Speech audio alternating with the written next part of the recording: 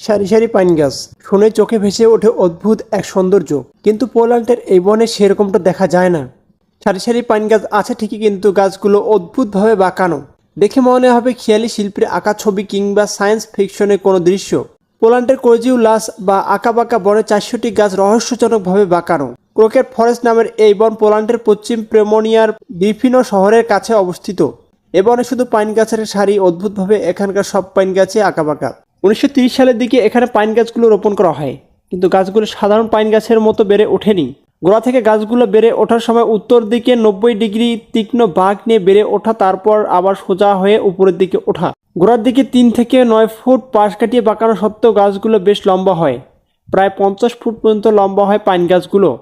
তাছাড়া বেশ মোটা হয় সি আকৃতির গাছগুলো। গাছগুলো রহস্যজনকভাবে বাঁকার কারণ হিসেবে বিভিন্ন তথ্য আছে। কারো কারো মতে অঞ্চলে একটি মহাকাশীয়